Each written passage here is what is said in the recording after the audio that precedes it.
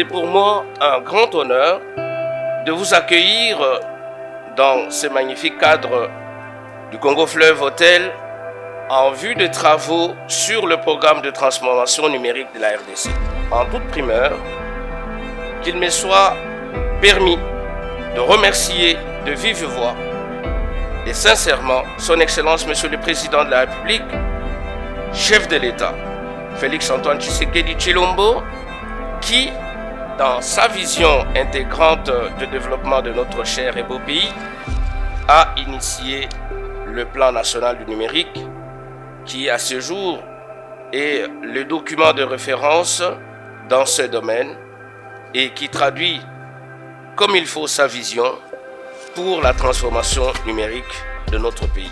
Ce programme est quelque chose de très fondamental et nous, en tant que ministère, n'est-ce pas, en charge de pouvoir implémenter la politique nationale dans le secteur du numérique, eh bien, il nous revient naturellement de pouvoir proposer au gouvernement toutes les mesures qui sont susceptibles, aussi bien au plan juridique, au plan financier, au plan de formation, n'est-ce pas, au bénéfice de nos jeunes.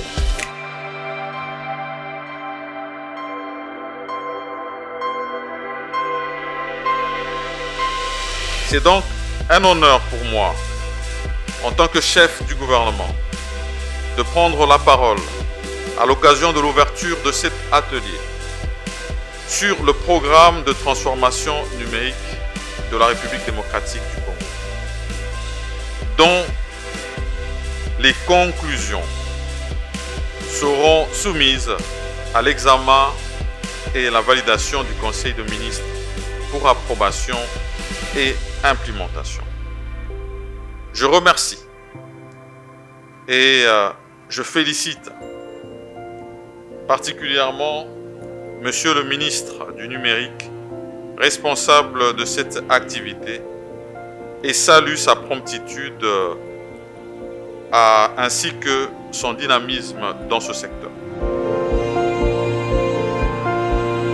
Même de la bouche du Premier ministre, il a fait de la formation l'un des piliers sur lesquels doit reposer l'avenir du numérique dans ces pays. Nous avions déjà eu à élaborer au sein dans le pays le plan national du numérique, mais maintenant nous devons faire une feuille de route pour la mise en œuvre de ce plan-là.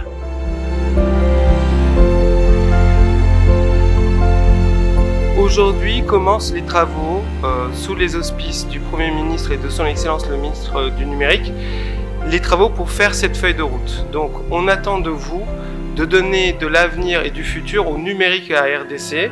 Et comment on va y arriver? On va y arriver en 3 étapes.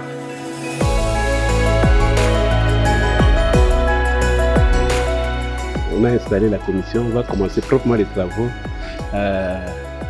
dans quelques minutes. Mais ce qui serait peut-être intéressant par rapport à ce qu'on a déjà vécu depuis le matin. Je suis dans la commission Quick Wins. Quick Wins qui veut dire la commission qui va proposer, parce que les travaux consistent à transformer le plan national du numérique en un programme d'action gouvernementale sur le court terme, en tenant compte des échéances qui nous restent, à savoir 2021-2023.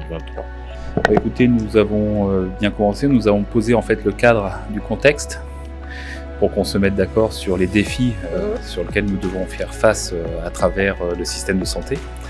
Et puis maintenant, nous allons ensemble imaginer les solutions digitales qui permettraient de répondre à ces besoins qui ont été identifiés. Moi, comme il y a l'identification là-bas, je m'étais orienté vers ça. Parce qu'on ne peut pas identifier ou bien numériser tant qu'il n'y a pas la sécurisation. Il faut commencer à sécuriser, chercher des infrastructures. Donc, dans les commissions, nous sommes en train de chercher des voies et moyens pour sortir. Donc aujourd'hui, dans la branche commission, on a vraiment mis tous les problèmes que l'on rencontre, que ce soit dans le secteur de l'enseignement supérieur ou dans le secteur de la recherche scientifique et dans l'innovation. C'était vraiment de savoir, on fait un espèce de petit point, on essaie de comprendre exactement quel est l'état actuel et quels sont les besoins au niveau numérique. Et comment, vraiment pour réfléchir, in fine, vraiment de comment est-ce qu'on va faire pour pallier et venir en aide à tous ces petits problèmes que l'on peut régler avec le numérique, qui quand même est garant de tout ce qui est compétitivité, on va dire une meilleure autonomisation du travail, et vraiment participer aux échanges mondiaux. Ensuite, on va voir un peu quelle va être la méthode d'opérationnalisation du PNN, donc du plan numérique national. Et là-dessus, on aura l'intervention des différents chefs de projet par commission, donc santé, éducation, e-finance, identité numérique et encore Quick Wins. Et ensuite, on va partir l'après-midi dans les commissions groupes de travail.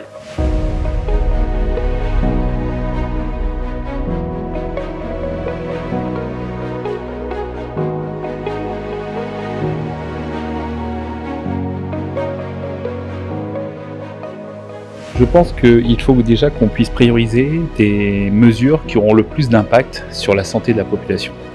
Et ça, c'est très important. Première chose, c'est des solutions qui permettront de faciliter l'accès aux soins pour le plus grand nombre, notamment pour les populations vulnérables qui sont dans les zones les plus enclavées. Ça, c'est la première des choses. Deuxième chose, pour améliorer les conditions d'exercice des médecins qui sont là, pour qu'ils restent, il faut qu'on leur facilite les choses pour les transferts de données, d'échanges d'avis cliniques aux thérapeutes. Et enfin, la troisième chose, c'est de pouvoir proposer des solutions sur la formation continue des médecins pour qu'on puisse toujours upgrader et améliorer la qualité médicale qui est proposée. Et quand on dit on va transformer, c'est-à-dire on veut basculer vers une situation beaucoup plus reluisante.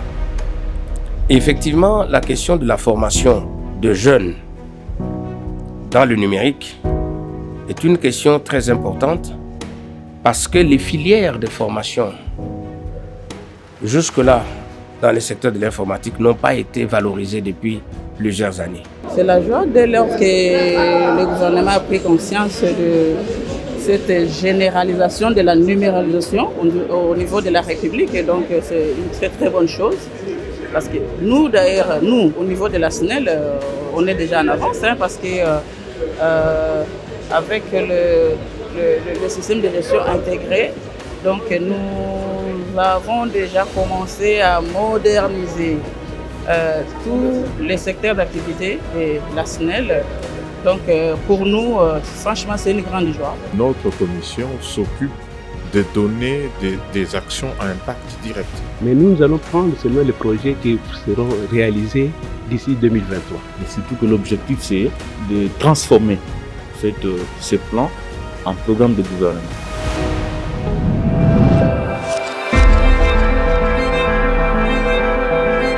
Maintenant, nous allons ouvrir cette session de questions-réponses. Par levée de main, manifestez-vous si vous avez une question. Ma question va directement s'adresser au ministre. Qu'est-ce qu'on prévoit à court terme par le ministère qui est en charge du numérique? Les stratégies ou bien les préalables à mettre en place pour permettre à ce qu'on puisse atteindre cette explosion du numérique. Notre objectif, en étroite exécution de la vision du chef, c'est de poser les fondamentaux d'un système qui va tenir et qui va pérenniser dans le temps. Mais moi, j'apprécie le ministre parce qu'il vient d'acquérir un nouveau ministère. C'est à lui maintenant à projeter le futur. Je pense que la grandeur des grands hommes, ce n'est jamais d'aller piocher sur des terrains faciles. La plupart des gens qui sont entrés dans l'histoire, c'est ceux qui ont pioché sur l'Europe. Le plus important, ce n'est pas de tout connaître, mais c'est de connaître où tout se trouve.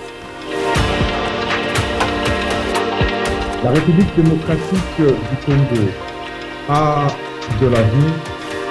Le numérique est notre futur. Comme le Premier ministre l'a dit, avec le numérique, la RDC va réellement se développer dans un bref délai. Les assises m'ont beaucoup aidé moi d'abord personnellement parce que j'œuvre dans le secteur.